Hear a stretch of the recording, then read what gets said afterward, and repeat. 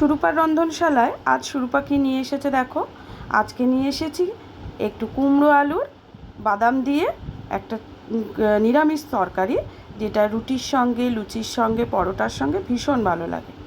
দেখো, আমি অলরেডি কড়া বসিয়ে কড়াতে তেল দিয়ে দিয়েছি। কড়ার তেলটা একটু গরম হওয়ার জন্য অপেক্ষা করছি। দুটো শুকনো লঙ্কা ফোড়ন দিয়েছি, আর তার আগে আমি কুমড়ো আলু কেটে ভালো করে ধুয়ে জল ঝিরাতে দিয়েছি। তার সঙ্গে এবার একটা তেজপাতা যোগ করে দিলাম। এবার লঙ্কা দুটো ভাজা গন্ধ বেরোনো অবধি অপেক্ষা করব। লঙ্কাগুলো দেখো ভাজা গন্ধ বেরিয়ে গেছে। এবারে ওর মধ্যে আমি একটু সাদা জিরে ফোড়ন দিয়ে দেবো। গোটা জিরে অর্থাৎ সাদা জিরে ফোড়ন দিলে এই তরকারিটায় খুব সুন্দর একটা সেন্ট বেরোয়, ভালো লাগে খেতে। তার জন্য জিরেটা একটু ভাজা ভাজা হতে আলুগুলো আর কুমড়োগুলো আস্তে আস্তে আমি ছেড়ে দেব।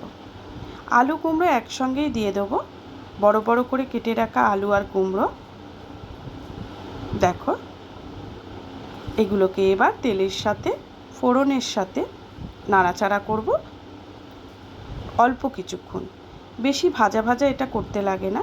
রুটির এই তরকারিটা কিন্তু বহু পুরনো তরকারি। আমার ঠাকুরদাদা বলতেন কুমড়ো দিয়ে আলু দিয়ে জোরসে মারামারি হবে। দেখো, সেই জোরসে মারামারি কিন্তু সত্যিই ভালো।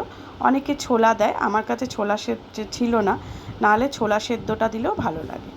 আমি কিছুটা বাদাম ভিজিয়ে রেখেছিলাম, খোসা কিন্তু ছাড়াইনি, বাদামটা আমি খোসা সমেতই দিয়েছি।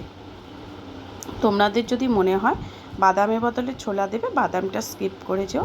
আর যদি বাদামটা খোসা ছাড়িয়ে দেবে মনে করো, কিন্তু আমার তরকারিটা খুব ভালো হয়েছিল, খেতে খুব ভালো লাগছিল। গরম গরম পরোটার সাথে, লুচির সাথে আমাদের ভীষণ ভালো লেগেছে। এরপর একটু হলুদ দিয়ে দিলাম পরিমাণ মতো। আমি খুব বেশি সবজি নিইনি, পরিমাণ মতো দিয়েছি। এবার একটু নুন দিলাম, যতটা প্রয়োজন সে ততটাই নুন আমি একেবারে দিয়ে দিলাম। এবারে দেব একটু কাশ্মীরি লঙ্কার গুঁড়ো। কাশ্মীরি লঙ্কার গুঁড়ো সাদে রঙে যেন তরকারির রূপটাই পাল্টে দেয়। এবার দিলাম একটু ধনে জিরের গুঁড়ো। ধনে জিরে আমার একসঙ্গে গুঁড়ো করা রয়েছে, আমি সেটাই দিলাম। আর একটু দিচ্ছি, একটু কম হয়ে গেছিলো ধনে জিরের গুঁড়ো, আর একটু আমি দিয়ে দিলাম। দিয়ে এবার এটাকে মশলার সাথে ভালো করে নেড়ে নেব। সব একসাথে ভালো করে মিশিয়ে এটাকে নাড়তে হবে। খানিকটা চিনি দিয়ে দিলাম। নিরামিষ তরকারি আর কুমড়ো আলুর তরকারিতে চিনি ছাড়া তরকারিটা যেন অসম্পূর্ণ লাগে। চিনিটা দিয়ে দিলাম। তোমাদের যদি কাউ চিনি খাওয়া বারণ থাকে, সেখানে তা কিছু করার নেই, তখন তোমরা চিনিটা স্কিপ করে যাবে, কিন্তু চিনিটা দিও। চিনিটা দিলে তবেই তরকারির স্বাদ হয়। এটা বহু পুরনো যে তরকারি, এটা কিন্তু দেখবে অনেক বাড়িতেই হয়ে থাকে। যাই হোক, কুমড়ো আলু ছক্কা যেটাকে বলে, কুমড়ো আলুর ছক্কা, এটা কিন্তু বাদাম দিয়ে বেশ ভালো করে মশলার সাথে আমি নেড়ে চেড়ে নিচ্ছি। সব একসাথে ভালো করে নেড়ে নিচ্ছি। এখনই যেন একটা খুব সুন্দর গন্ধ বেরোচ্ছে, মনে হচ্ছে তরকারিটা খেতে খুবই ভালো হবে। একটু কষে নিয়ে এতে পরিমাণ মতো আমি জল দিয়ে দেব। ঠিক যতটা জলের প্রয়োজন ততটা জল দিয়ে এটাকে আস্তে আস্তে হতে দেব। কুমড়ো আর আলুটাকে ভালো করে নেড়ে সব মশলার সাথে মিশিয়ে নিয়েছি। এটা কিন্তু নর্মাল জল, গরম জল ব্যবহার আমি করিনি, নর্মাল জলই এতে দিয়ে দিলাম। এবার কুমড়ো আলুটা সেদ্ধ হওয়ার অপেক্ষা। কিছুক্ষণ এদেরকে ছেড়ে দিলাম। গ্যাসের আঁচটা কমিয়ে দিয়ে বসিয়ে রাখলাম বেশ কিছুক্ষণ। দেখো, তরকারির রঙটা এত সুন্দর হয়েছে, যেন মনে হচ্ছে তরকারিটা সত্যিই খুব ভালো হবে। চাপা দিয়ে দিলাম তরকারিটা, যাতে তাড়াতাড়ি সবজিটা সেদ্ধ হয়ে যায়। ঠিক 10-15 মিনিটের মধ্যেই আমি আবার ঘুরে এসে ঢাকাটা খুলে দেখলাম আলুটা গলে গেছে। কুমড়ো গলতে তো সময় নেয় না, আলুটা সেদ্ধ হয়ে গেছে। এইবারে কুমড়ো আলু সবই একটু ভেঙে তরকারির ঘনত্বটা একটু বাড়াবে। তরকারিটা নেড়ে চেড়ে দিলে, তার একটু গাঢ় হলে তরকারিটা কিন্তু দেখতেও যেমন ভালো লাগে, খেতেও যেন স্বাদ লাগে। সব কিছু মিশে গেলে তার একটা স্বাদ আলাদা।